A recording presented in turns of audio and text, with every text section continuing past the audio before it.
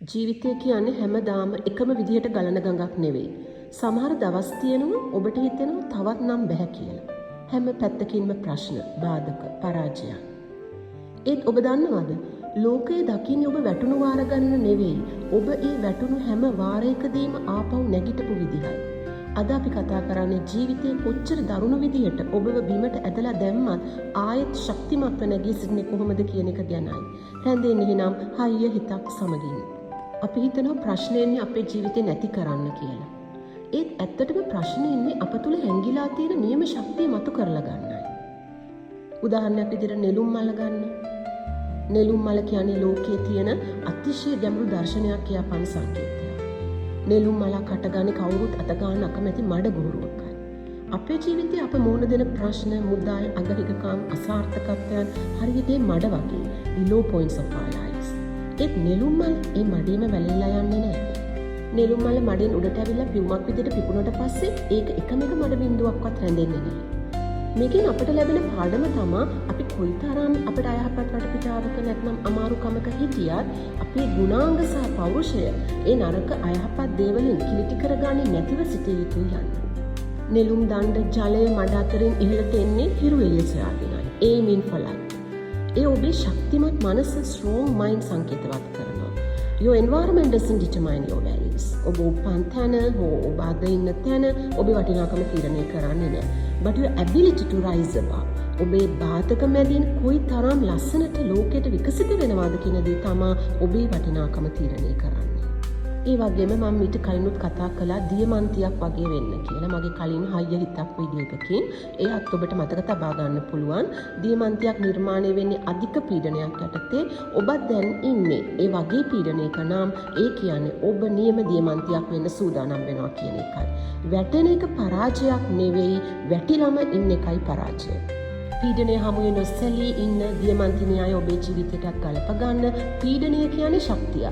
Pressure is energy. දියමන්තියක් හැදෙන්නේ පොළව අභ්‍යන්තරයේ තියෙන අධික රස්නය සහ පීඩනය නිසායි. අපේ ජීවිතේට එන ප්‍රශ්නත් ඒ වගේමයි. ඒ ප්‍රශ්න එන්නේ අපව විනාශ කරන්න නෙවෙයි, අපව වටිනා කියන පුද්ගලයෙක් බවට පත් කරන්නයි.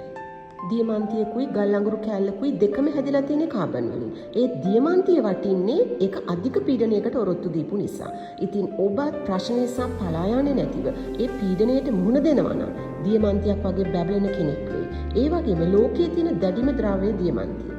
පීඩනය ජයගත් මනසක් ඇති කරගත්තාම ලෝකේ කිසිම දෙයකට ඔබව බිඳ දමන්න බෑ. ඒ නිසා පීඩනයට බය වෙන්න එපා. පීඩනය කියන්නේ ඔබේ වටිනාකම වැඩි කරන සීක්‍රට් ටූල් එකක් වගේ. ඉතින් නැගී සිටින නම් ඔබ මේ දේවල් මතක තබා ගත යුතුමයි. අතීතයේ දේවල් වලට සමුදීලා යථාර්ථය බාර ගන්න, accept the reality. අතීතයේ සිදුවීම් වලට යන්න දීලා යථාර්ථය පිළිගන්නවා කියන්නේ ශක්තිමත් මනසක් ගොඩනගා ගන්න අවශ්‍ය වැදගත්ම පදනමයි. අතීතයේ හරියට අපි හැම තැනම අරන් යන heavy bag එකක් වගේ. ඒ heavy bag එකේ තියෙන මොනවද? පසුතැවීම්, වැරදුණු තීරණ සහ අහිමි වූ දේවල්. අපි කොයිතරම් කල්පනා කළත් පසුතැවුණත් ඊයේ දවස වෙනස් කරන්න බෑ.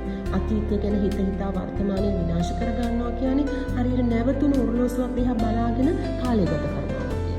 අතීතයෙන් ගන්න තියෙන පාඩම ලෙසන් එක විතරයි. ඒ සිදුවීම් ඉවෙන්ට් අතහැරලා දාන්න ඕනේ. ගල් අඟුරු කාලයේ වුණ දේවල් අමතක කරන්න බැරි නම් දියමන්තියක් වෙන්නත් බෑනේ. දියමන්තියක් වෙන්න නම් වර්තමානයේ දීප්තිය, ෂයින් කෙරෙහි අවධානය යොමු කරන්න ඕනේ. යථාර්ථය පිළිගන්න, accepting reality කියන්නේ පරාජය වීම නෙවෙයි. ඒක තමයි ආයෙත් ආරම්භ කිරීමේ පළමු පියවර. අපි ගොඩක් වෙලාවට දුක් වෙන්නේ සිද්ධ වුණු දේ නිසා නෙවෙයි, සිද්ධ වුණු දේ පිළිගන්න අකමැති නිසා. ඇයි මට මෙහෙම වුනේ කියලා අහන එක නතර කරලා දැන් මම මොකද කරන්න කියලා ඇසීම තමයි යථාර්ථය පිළිගන්නේ. නෙළුම් මල මඩේ ඉපදුණු බව පිළිගන්න. ඒත් මඩ එක සටන් කරන්නේ නැහැ. ඒ වෙනුවට මඩ පෝෂණයක් කරගෙන ඉහළට එනවා. ඔබ ඔබේ වර්තමාන තත්ත්වය ණයබර වෙන්න පුළුවන්, තනිකම වෙන්න පුළුවන්, නැත්නම් රැකියා ප්‍රශ්න ඒවා දිහා බලලා මේක තමයි මගේ අද තත්ත්වය කියලා බය නැතුව පිළිගන්න. මේක ප්‍රායෝගිකව කරන්න මම ඔබට තවත් උදව්වක් වෙන්නම්. ගෙදර දියුණුව කියලා දින 30ක සැලසුම ඇතුළත් domestic progress tracker එක මම නිර්මාණය කරලා තියෙනවා. ඒ ලබාගත් අයට බෝනස් අමතර වාසයක් විදිහට මම clarity සාකච්ඡාවකුත් ලබා දුන්නා. ඉතින් මේ හැම දෙයක් එක්කම ඕන් ශක්තිමත්ව ඉදිරියට යාමට පියවර තබලා තියෙනවා.